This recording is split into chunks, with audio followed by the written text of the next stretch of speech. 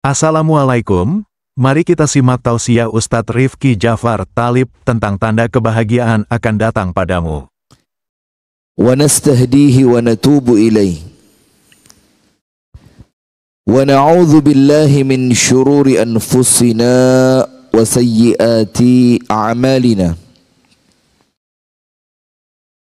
Man yahdihillahu fala mudilla lahu wa man yudlil falan tajida lahu waliyan mursyida. Ashhadu an la ilaha illallah wahdahu la syarika lah wa ashhadu anna Muhammadan abduhu wa rasuluh sallallahu alaihi wa ala alihi wa ashabihi wa man walah. A'udzu billahi minasy syaithanir rajim. Ya ayyuhalladzina amanu taqullaha haqqa tuqatih wa la tamutunna illa wa antum muslimun. Allahumma anta rabbi la ilaha illa anta khalaqtani wa ana abduka wa ana ala ahdika wa wa'dika mastata'tu. A'udzu bika min syarri ma sana'tu abu'u laka bi ni'matika 'alayya wa abu'u bi dhanbi faghfir li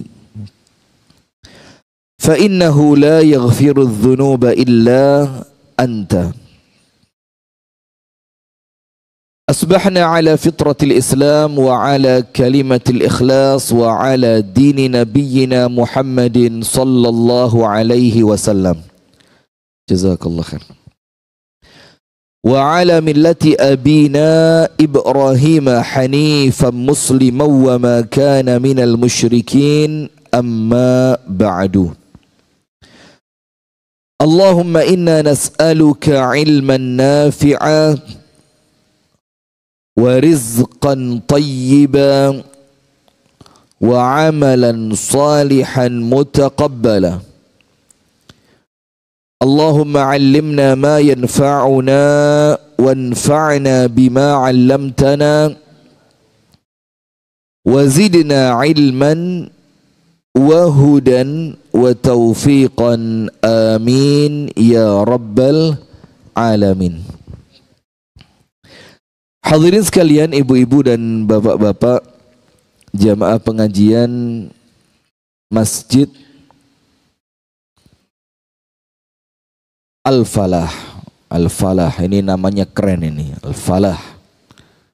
Falah itu petani ya? Bukan. Apa falah itu? Kemenangan. Kalau falah baru petani. Alhamdulillah, puji dan syukur kita haturkan kepada Allah atas nikmat yang Allah karuniakan, sehingga di pagi hari ini Allah mudahkan kita, Allah ringankan langkah kita untuk datang ke suatu majelis yang insya Allah majelis ini adalah bentuk kasih sayang Allah kepada kita semua. Sehingga di majelis yang semacam ini Allah kirimkan malaikat-malaikatnya, Allah berikan kepada kita ampunannya, dan di majelis yang semacam ini Allah Ta'ala memberikan kesempatan kepada kita untuk dikabulkannya doa. Maka disebutkan oleh para ulama banyak sekali di antara keutamaan-keutamaan majelis ilmu. Di antaranya adalah ampunan, kemudian rahmat dari Allah, kemudian doa dari malaikat, kemudian Allah jadikan orang yang duduk di majelis ilmu itu disebutkan mustahil doanya ditolak.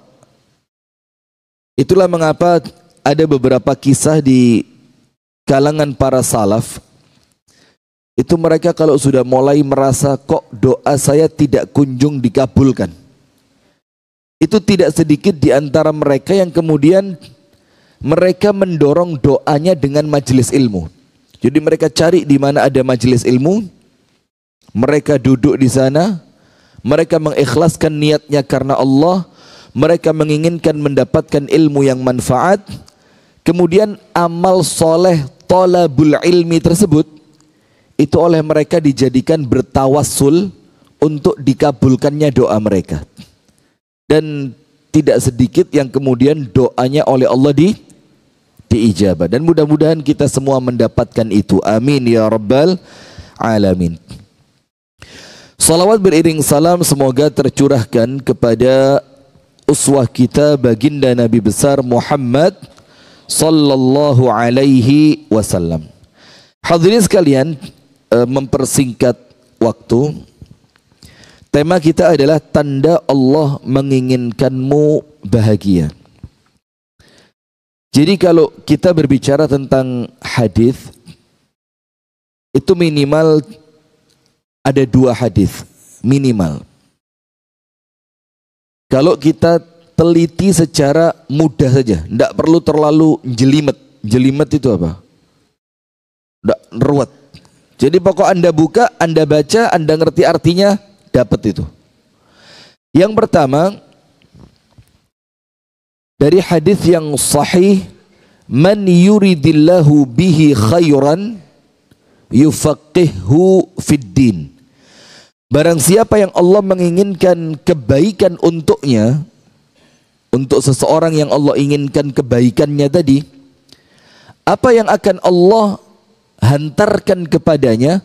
Yufaqihu fid din. Allah akan menjadikan dia mengerti ilmu agama.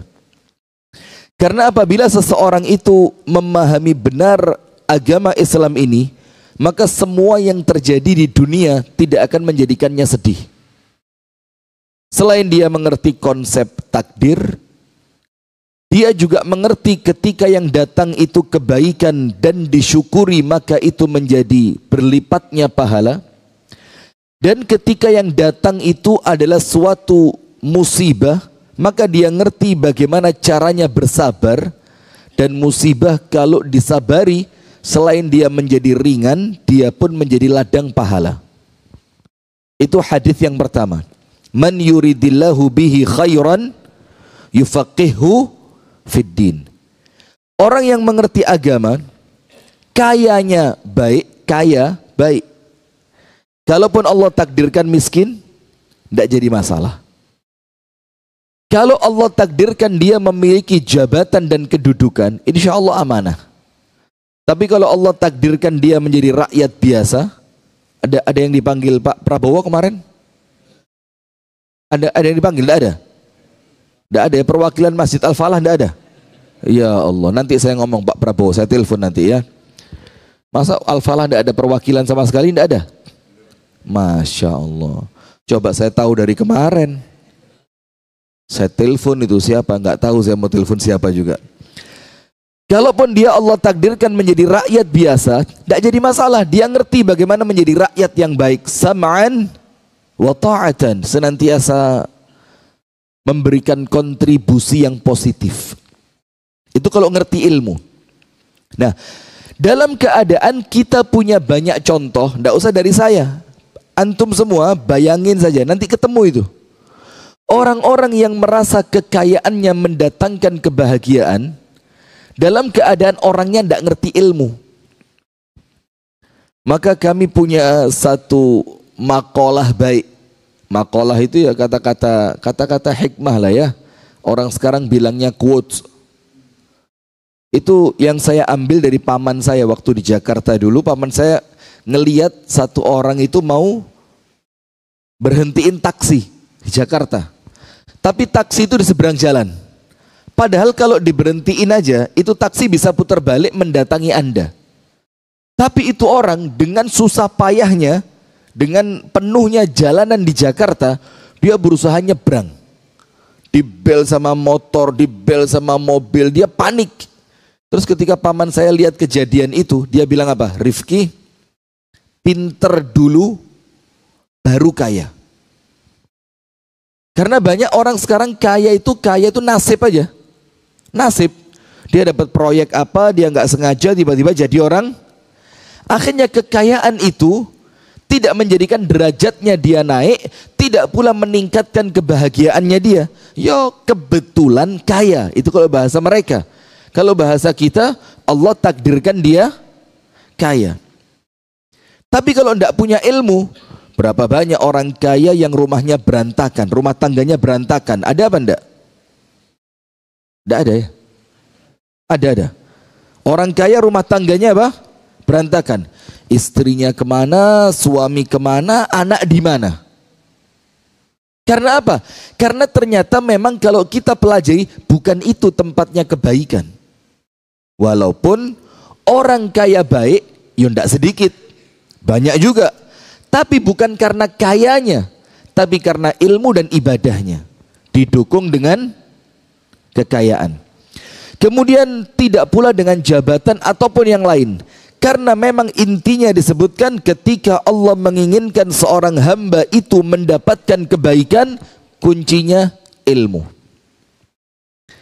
Maka sampai ibunda Al-Imam Asy-Syafi'i, itu ketika Imam Syafi'i pergi mencari ilmu dari Palestina, maka Palestina ini tetap tidak bisa dilupain. Tidak bisa. Cuma sayangnya di antara kita ini sudah mulai jenuh. Nyumbangnya berhenti, doanya juga berhenti. Boikot saja, boikot yang kita punya banyak alternatif produk. Itu pun udah mulai, ngapain sih boikot? Tapi kalau alhamdulillah, kalau di tempat kami, jujur ya, di tempat kami di Jawa Timur secara keseluruhan, itu efek boikot masih luar biasa. Saya beberapa kali jalan-jalan sama beberapa teman, itu kita lihat gerai-gerai yang menjadi objek boikot itu tetap sepi. Tetap sepi. Padahal udah jalan waktu berapa ini? Setahun kan? Nah, maka hadirin, Imam Syafi'i berangkat dari Palestina, dan Imam Syafi'i itu asli jalur Gaza. Asli. Digendong sama ibunya pindah ke Mekah. Sampai Mekah didudukkan di beberapa majelisnya ulama Mekah. Ketika ulama-ulama Mekah setelah diambil ilmunya oleh Imam Syafi'i, maka dengar, di Madinah ada seorang guru yang ilmunya luar biasa, namanya Imam Malik, tahu kan? Maka Imam Syafi'i ketika mau berangkat ke Madinah, sama ibunya dikasih nasihat. Apa nasihatnya? Ya bunai, utlubil ilm wala liqa'a ba'dal yawm illa fil jannah. Ini beda dengan orang masukin anaknya ke pesantren zaman sekarang. Jauh antara bumi dan langit. Ibunya bilang gini, nak, berangkat aja, yang fokus, tidak usah mikir apa-apa. Saya tidak berharap pertemuan denganmu setelah hari ini kecuali nanti di surga. Padahal usianya baru berapa, itu masih belasan itu. Saya tidak berharap pertemuan denganmu setelah hari ini kecuali di mana? Di surga. Berangkatlah itu Imam Syafi'i. Sebelum dia berangkat sama ibunya ditambah satu. Apa tambahannya? Wa in raja'ta fala tarji' illa bil ilm. Kalaupun kamu ditakdirkan oleh Allah untuk pulang, maka jangan sampai kamu pulang kecuali yang kamu bawa adalah ilmu. Sudah. Singkat cerita, berangkat ke Madinah,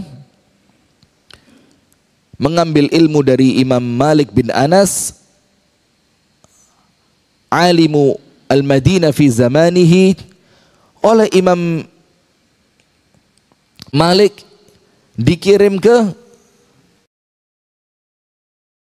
Rabi'atul Ra'i Ibn al-Farrukh. Ini seorang ulama yang ditinggal bapaknya 23 tahun. Mulai di kandungan ibunya, bapaknya berangkat jihad. Bapaknya pulang setelah 23 tahun, anaknya sudah jadi ulama. Karena bagaimana ibunya sangat konsentrasi. Ternyata apa yang terjadi? Di tengah perjalanan Imam Syafi'i dengar guru yang mau dia datengin di Syam yang namanya Rabi'atul Ra'i Ibn al-Farrukh beritanya meninggal dunia. Dia dengar dari kafilah-kafilah dagang yang lewat. Ditanya mau kemana? Mau ke Syam. Mau ke siapa? Rabi'atul Ra'i Ibn al-Farrukh. Dibilang qad tuwfi, dia sudah meninggal. Apa kata Imam Syafi'i? Tidak ada dalam hidupku yang paling aku sesali kecuali aku tidak sempat mengambil ilmu darinya.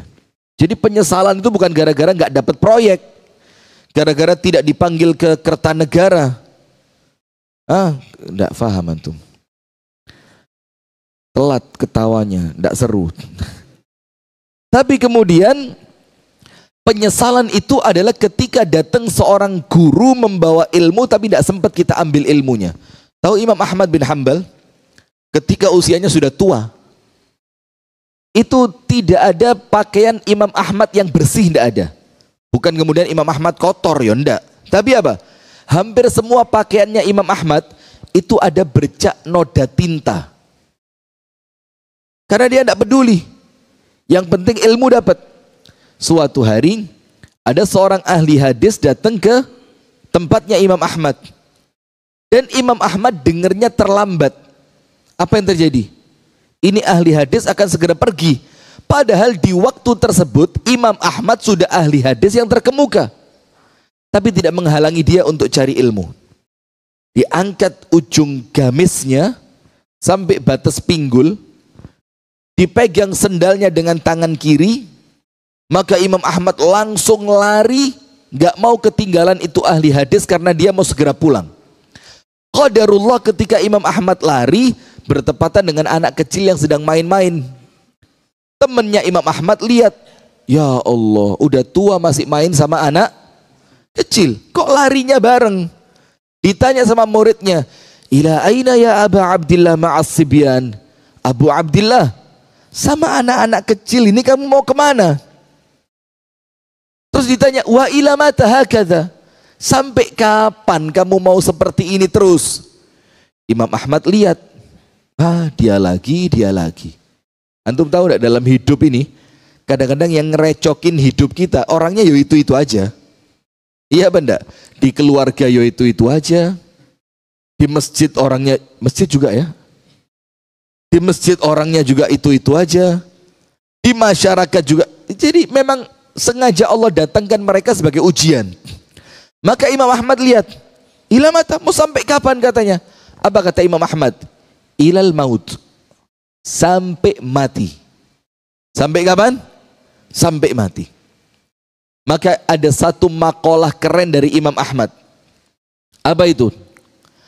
Ma'al mihbarati ilal maqbarati. Ma'al mihbarah itu kalau zaman kita pena ya. Tapi kalau zaman dulu membawa tempat tinta. Ma'al mihbarah, yang itu bikin pakaiannya apa? Kotor dengan tinta. Sampai kapan bawa tempat tinta itu? Ilal maqbarati, sampai saya masuk ke kuburan. Sudah? Maka Al-Imam Syafi'i saat itu langsung singkat cerita pindah ke Irak. Maka Imam Syafi'i itu punya dua pendapat kan? Ada pendapat lama, ada pendapat baru. Al-qaulul qadim wal qaulul jadid. Fatwa lama dan fatwa baru. Bukan sekedar karena pindah tempat fatwanya berubah, bukan sekedar itu. Kalau kita pelajari dengan teliti, perbedaan fatwa itu justru lebih condong karena ilmu. Karena apa? Ilmu. Imam Syafi'i mulai menggali ilmu-ilmu yang sebelumnya belum dia dapatkan, akhirnya muncullah fatwa baru itu. Sudah. Setelah lama tidak pulang ke kota Mekah, suatu hari setelah Imam Syafi'i di Irak tadi, ada rombongan jamaah haji dari Irak yang ke Mekah. Tidak jarang rombongan itu mengadakan majelis ilmu di Masjidil Haram. Ibunya Imam Syafi'i dengar ada rombongan haji dari Irak, yang ibunya tahu anaknya sedang di sana.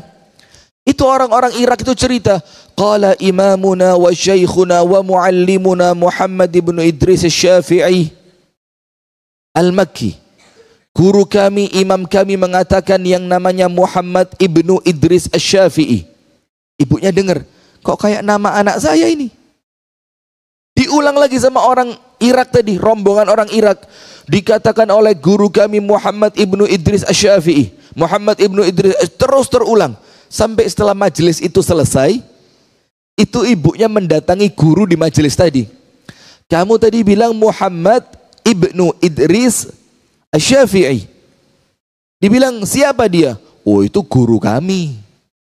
Dia itu lahirnya di Gaza, dipindah sama ibunya ke Mekah, dia cari ilmu ke Madinah, dan akhirnya dia memutuskan untuk tinggal di negara kami, Irak.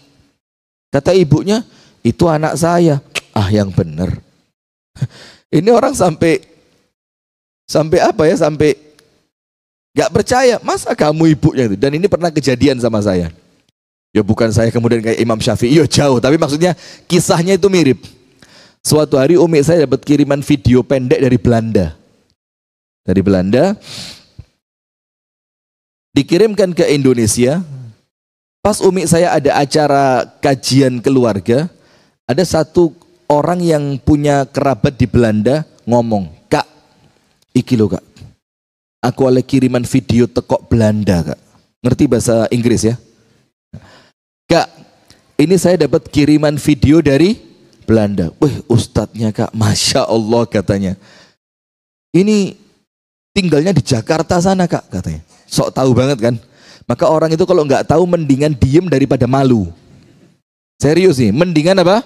Diem daripada malu. Ini tinggalnya di Jakarta ini Kak.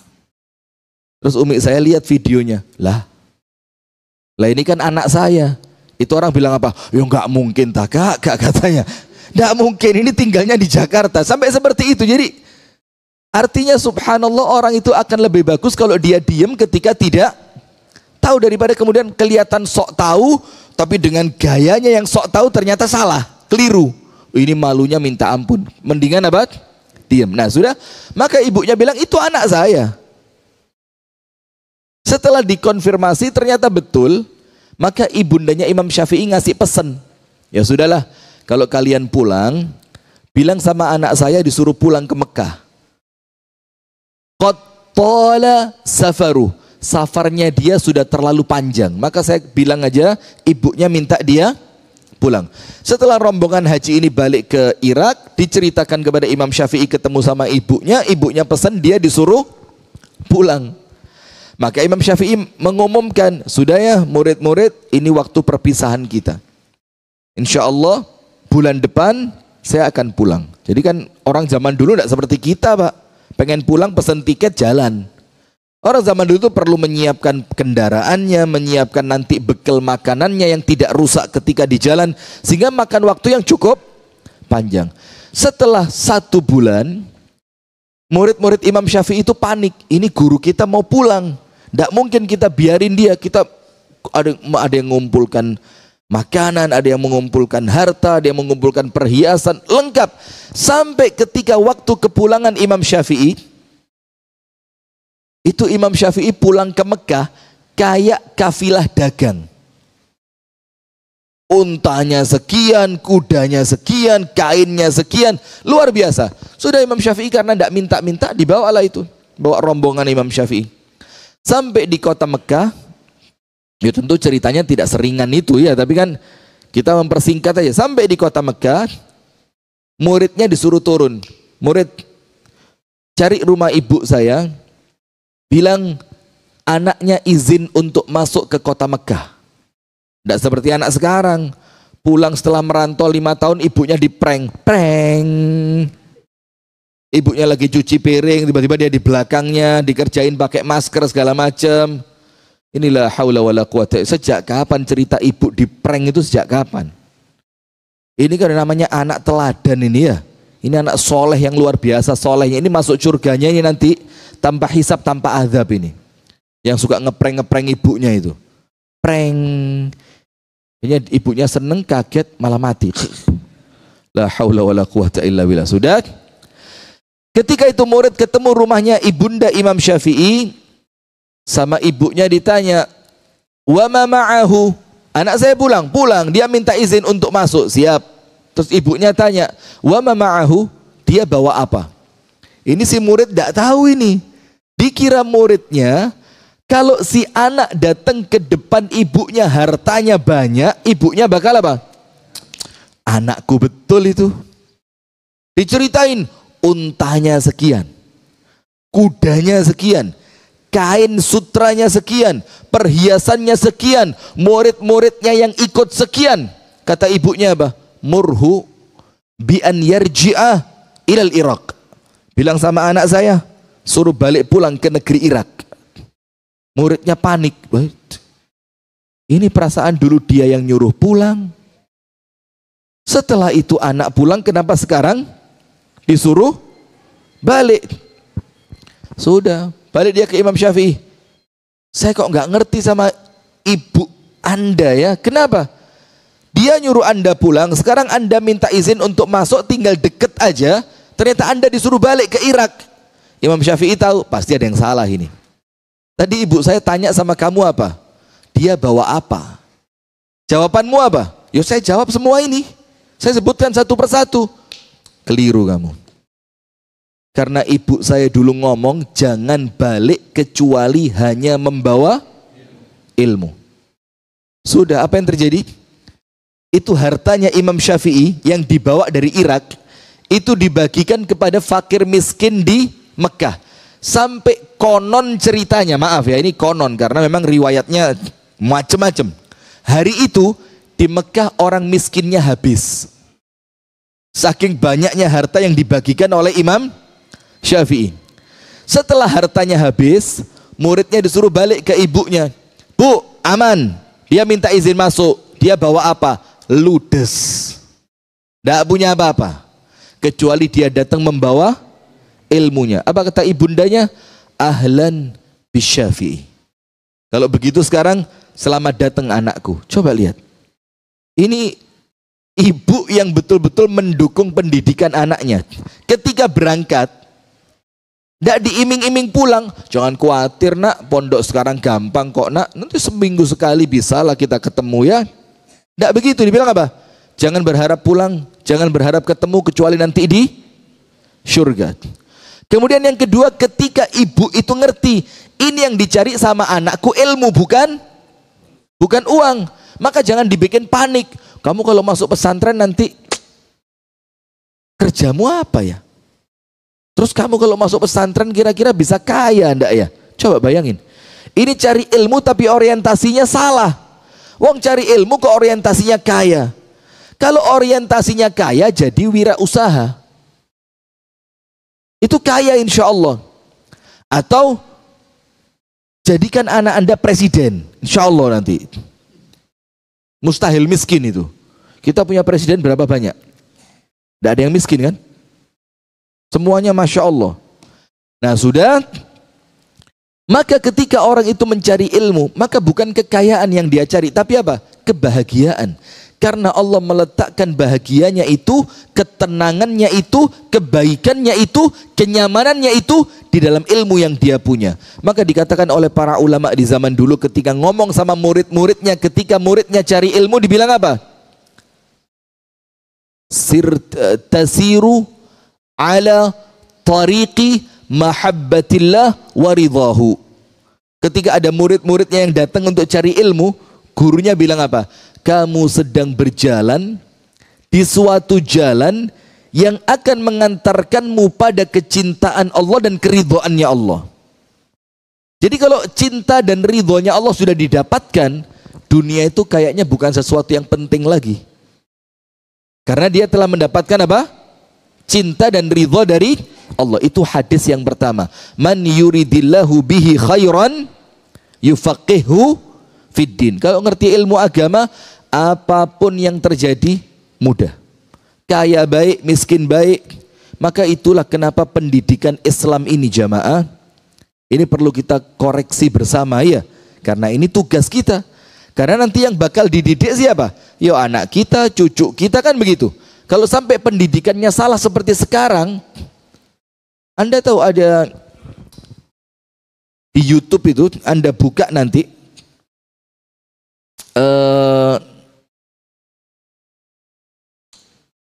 channelnya Ferry Irwandi atau siapa gitu.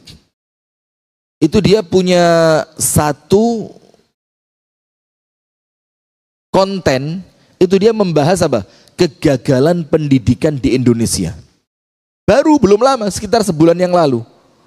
Dia keliling ke beberapa sekolah, ada anak SMA yang SMA belum bisa baca. Antum bisa masuk akal enggak anak SMA enggak bisa baca itu? Lulusnya pakai apa? Ada anak sekolah ditanya sesuatu yang sangat prinsip, zaman belum pindah. Ibu kota negara di mana? Washington. Bayangin. Dan itu bukan hoax, artinya bukan main-main, bukan bikin konten, tapi asli. Real. Bayangin. Tapi di dalam Islam, konsep pendidikan itu jelas. Arahnya kemana? Cuma satu. Jadi murid itu ngerti fokus saya mau kemana. Apa konsep pendidikan Islam? Goalnya apa? Mencetak anak soleh. Selesai. Anak kita itu Pak, kalau soleh, apapun yang terjadi pasti baik. Bener apa enggak? Yang penting anak itu menjadi anak yang soleh.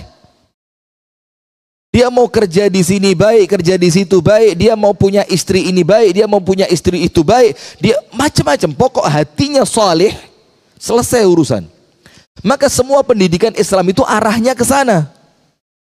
Maka tidak macam-macam, tidak dicekoi dengan nanti kamu harus punya rumah sekian. Ribet. Itu yang pertama. Hadis yang kedua. Rasulullah sallallahu alaihi wasallam bersabda, ini suara saya yang serak atau cek. Bukan masalah keren. Ngotot saya jadinya. Yang kedua, hadisnya semisal. Semisal itu sama ya. Tapi kemudian endingnya yang beda. Awalannya sama, akhirannya beda. Awalannya apa? Man yuridillahu bihi khairan, barang siapa yang oleh Allah diinginkan kebaikan untuknya. Kalau yang tadi diberikan ilmu, dijadikan mengerti ilmu agama. Tapi yang kedua ini apa? Man yuridillahu bihi khairan yusib minhu, Allah beri musibah. Allah beri apa? Musibah. Tapi dua-duanya endingnya sama. Antara dapat ilmu atau dapat musibah, endingnya sama, akan mendatangkan kebaikan dari Allah. Terus oleh para ulama mulai diatur ini. Kok bisa kena musibah, tapi itu ciri orang yang oleh Allah diinginkan kebaikan untuk mereka. Kita kalau mau ngomong ayat, ya banyak sekali. Tapi bukan itu letak pembahasan kita sekarang. Tapi kita sampaikan aja satu. Musibah itu Pak, sesuatu yang tidak mungkin dihindari. Betul apa enggak? La tarkabunna tabaqan an tabaq. Kalian akan melewati satu anak tangga untuk menuju anak tangga yang berikutnya. Antum buka kitab tafsir Safwatut Tafasir milik Asy-Syaikh Ali As-Sabuni rahimahullahu taala. Ditafsirkan mengenai kalimat la tarkabunna tabaqan an tabaq. Kalian akan melewati satu anak tangga menuju anak tangga berikutnya. Beliau menafsirkan dari penafsiran para ulama zaman dulu. Salah satu penafsirannya apa? La tarkabunna musibatan tilwal musibah. Kalian akan melewati satu musibah untuk pindah ke musibah yang berikutnya. Jadi satu musibah beres, udah siap-siap datang kepada apa? Musibah yang lain. Tapi musibah itu bukan untuk mencelakai. Musibah itu apa? Wala nabluwannakum bisyai'in minal khawfi wal ju'i wa naqsin minal amwali wal anfusi wath thamarat. Itu tadi di awal jenis-jenis contoh-contoh beberapa musibah aja. Tapi Tapi di akhir cerita, wabashiris sabirin. Ternyata musibah itu bentuk berita gembira. Tapi bukan buat semua orang. Untuk siapa? Untuk orang-orang yang mampu sabar. Siapa mereka? Panjang. Alladzina idza asabathum musibatu qalu inna lillahi wa inna ilaihi rajiun. Jadi dia ngerti kapan musibah itu bisa mengantarkan kita untuk mencapai ridhonya Allah. Nomor satu, kalau sabar. Bagaimana orang yang bisa sabar ketika terkena musibah tadi? Adalah orang yang ngerti tentang konsep inna lillah. Kita ini milik siapa? Allah. Dan pengertiannya jamaah, bukan cuma kita yang milik Allah, tapi apapun yang bersama kita itu milik siapa? Rumah Anda punya siapa? Kalau sama Allah diambil bagaimana? Ya terserah Allah. Lawang ini milik Allah. Pasangan hidup suami atau istri milik siapa? Kalau sama Allah diambil bagaimana? Terserah Allah, memang milik Allah. Tahu ceritanya dialog Abu Talha dengan Ummu Sulaim, istrinya, tahu? Yang ketika Abu Talha itu pergi kerja, anaknya sakit. Maka Abu Talha ngomong kan sama istrinya, istriku, jaga anak kita apa? Baik-baik. La yamassusu, jangan sampai anak kita celaka. Istrinya bilang, stamin sudah, berangkat, yang tenang, saya jaga anakmu. Sudah. Ketika Abu Talha berangkat pergi, di waktu pulangnya Allah takdirkan anaknya meninggal. Tidak ada orang tahu. Maka sama Ummu Sulaim itu anaknya dirapiin, dibungkus kain dengan baik, ditaruh di tempat yang aman. Lalu apa yang dilakukan Ummu Sulaim? Dia berhias untuk suami yang telah lama meninggalkan dia, karena namanya laki-laki. Kemudian dia masak dengan masakan kesukaan suaminya. Setelah suaminya datang, ditanya, bagaimana anak kita? Ahda min qabl. Sekarang dia lebih tenang dibanding kemarin. Karena kemarin menggigil, suaranya apa? Sekarang nggak ada suaranya, lebih tenang. Bohong apa enggak? Ya susah ya dibilang bohong juga. Gimana dibilang nggak bohong juga? Tergantung persepsinya kan? Sudah, karena dibilang anaknya lebih tenang dibanding kemarin, Abu Talha apa? Tenang dia. Maka dia apa? Makan, wah asik. Setelah makan selesai, dia selesaikan urusan keperluannya dengan istri. Setelah semuanya selesai, keadaan tenang, capeknya suami hilang, laparnya hilang, kebutuhan dengan istrinya terpenuhi, baru istri yang pinter ini ngomong. Saya mau tanya, silahkan, kata suaminya. Ada tetangga dipinjemin perhiasan sama tetangganya. Dipinjemin. Ternyata oleh yang minjemin barangnya diambil. Tapi yang pinjem marah-marah. Kata Abu Talha, ya ngawur. Kalau tahu itu barang pinjeman, kalau diambil sama yang minjemin bagaimana? Berikan. Istrinya tanya, boleh enggak dia marah ketika pinjamannya diambil? Oh ya enggak boleh. Lawang itu perhiasan cuma dipinjemin. Istrinya bilang apa? Ya sudah. Anak kita pinjaman dari Allah, bukan pinjaman. Lah itu masalahnya, sama Allah diambil. Ini kalau warga Al-Falah kemungkinannya dua. Antara jantung atau stroke. Tapi karena diawali dengan muqaddimah yang baik, dia ngerti. Oh ya sudah.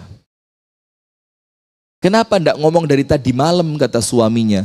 Kalau saya ngomong dari awal, kamu enggak bisa makan, kamu enggak bisa kumpul sama saya. Sementara saya tahu kamu capek, kamu perlu makan, kamu perlu kepada istrimu. Ini loh istri yang apa ini?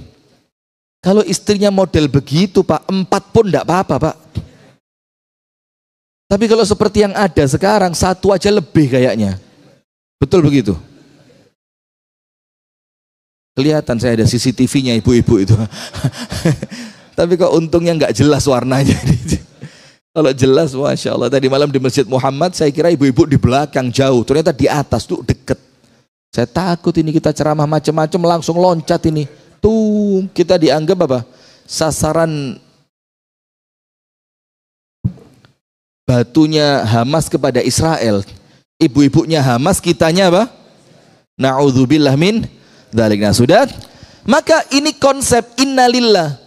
Memang milik Allah. Kalau Allah mau ambil ya apa? Ya sudah, memang punya siapa? Punya Allah. Maka jangan pernah merasa memiliki. Tahu ceramahnya Kiai Haji Zainuddin MZ?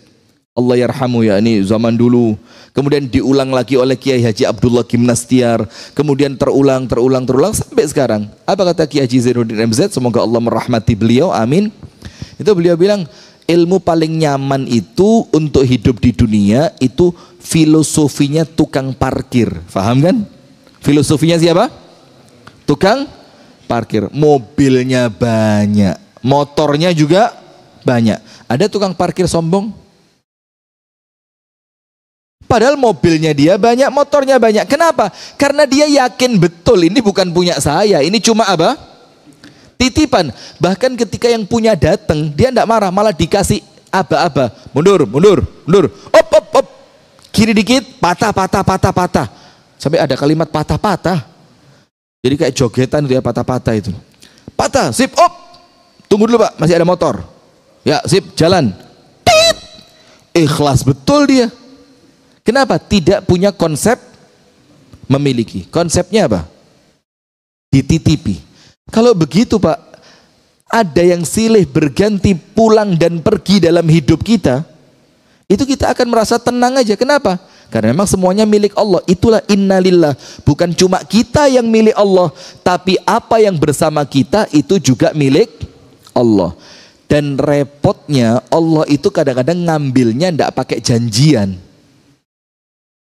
Maka itulah kalau kita ini oleh Allah diberi musibah dan kita ngerti konsep ini memang milik Allah, insya Allah lebih mudah untuk sabar. Yang kedua, wa inna ilaihi raji'un. Apa wa inna ilaihi raji'un itu? Bukan cuma sekedar kita bakal kembali kepada Allah, tapi kembalinya mau ngapain? Konsepnya begini. Apapun yang Allah ambil dari kita di dunia ini, apapun yang Allah ambil dari kita di dunia ini, pas selesai. Jangan rame. Saya paling tersinggung kalau dengar suara ini saya. Iya, tersinggung saya. Dua, antara suara ini atau enak-enaknya ceramah panitia datang bawa kertas. Itu sudah tahu saya. Kalau panitia datang bawa kertas, saya bilang bawa balik. Saya ngerti maksud antum. Ustadz, waktu sudah habis. Nah, sudah begini. Maka konsep wa inna ilaihi raji'un itu bukan cuma kita, oh saya pun bakal kembali kok. Bukan cuma itu, tapi apa? Ini konsep yang menunjukkan kepada kita apapun yang Allah ambil dari kita di dunia, pasti Allah pulangin nanti di akhirat. Anda tahu Ja'far bin Abi Thalib, sepupunya Nabi Muhammad yang wajahnya paling mirip dengan Nabi, dicintai sama Nabi, sayang betul Nabi sama dia sallallahu alaihi wasallam, dengan Ja'far radhiyallahu taala anhu. Ketika pasukan perang pimpinan Ja'far itu pulang dan Rasul melihat Ja'far bin Abi Thalib selamat, Rasulullah bilang apa? Saya tidak tahu ini. Saya ini bahagia karena kepulangan Ja'far atau karena umat Islam menang. Saking cintanya Rasul kepada siapa? Ja'far. Suatu hari dalam suatu peperangan, Ja'far itu mati syahid, betul tidak? Dan meninggalnya bukan dengan cara yang biasa. Itu semua bagian tubuhnya terputus. Salah satu yang kelihatan apa? Tangannya itu habis sampai batas bahu, kanan dan kiri. Ketika Rasulullah lihat, Rasulullah bilang apa? Ini tangannya hilang, di dunia hilang. Rasul bilang, innallaha abdala li Ja'farin bijanahaini fil jannati yatiru bihima haitsu sya.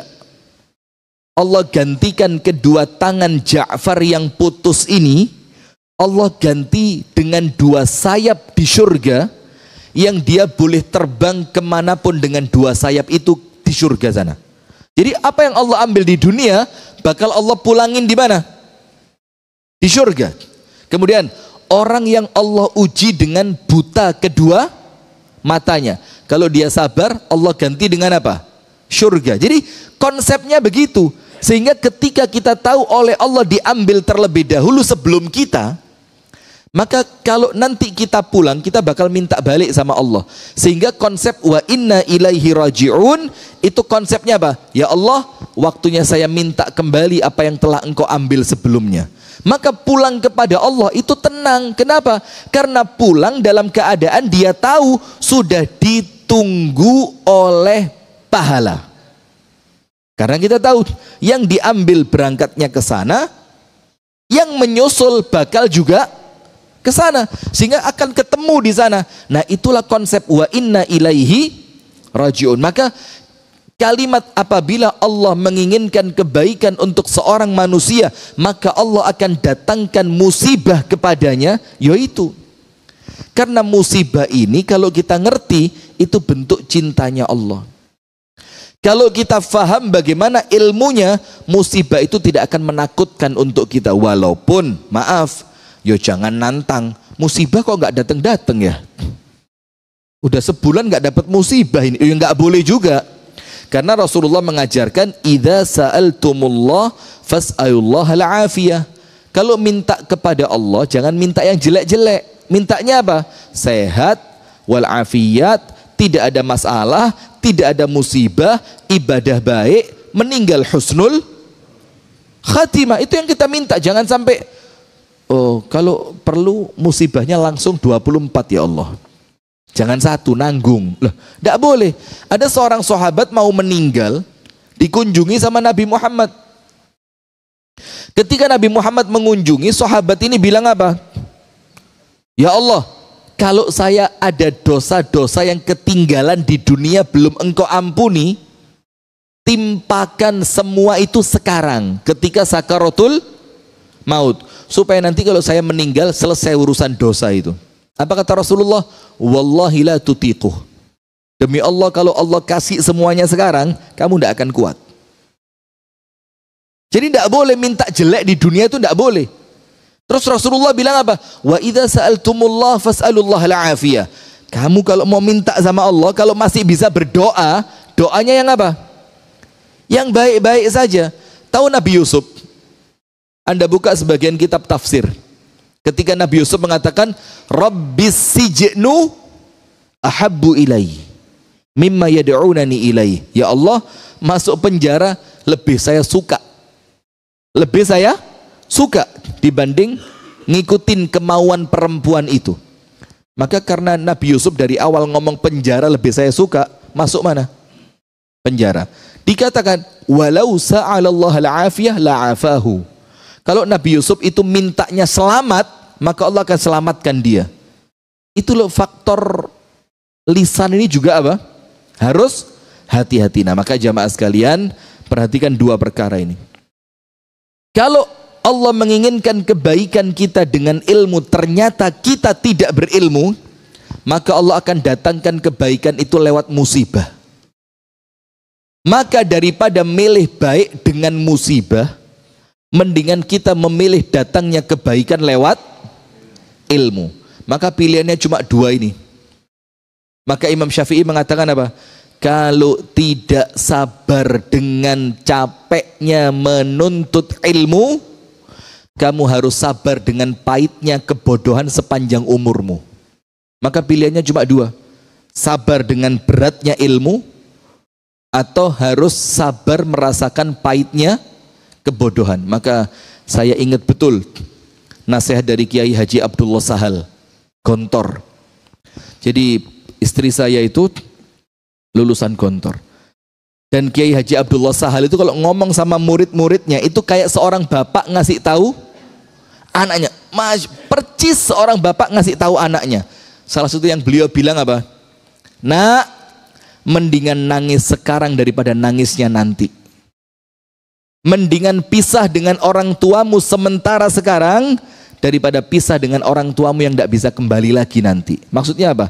Mendingan capek cari ilmu dulu sekarang, tapi kedepannya kamu bakal bahagia. Mendingan ngelihat anakmu nangis sekarang daripada anakmu bikin kamu nangis di waktu yang akan datang, karena tidak punya ilmu, tidak punya adab, tidak punya akhlak.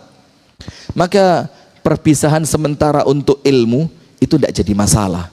Yang penting nanti kumpulnya selamanya di surga. Amin ya rabbal alamin. Baik jamaah sekalian, padahal materi saya aslinya bukan itu tadi, tapi tidak tahu kok ke situ, tidak gimana, tidak paham. Tapi mudah-mudahan manfaat ya. Semoga ada manfaatnya. Dan kurang lebihnya saya mohon maaf apabila ada kalimat-kalimat yang kurang berkenan, apabila ada ucapan-ucapan yang tidak sopan, atau ada mungkin candaan-candaan yang keterlaluan, mohon dibukakan pintu maaf yang sebesar-besarnya. Barakallahu fikum.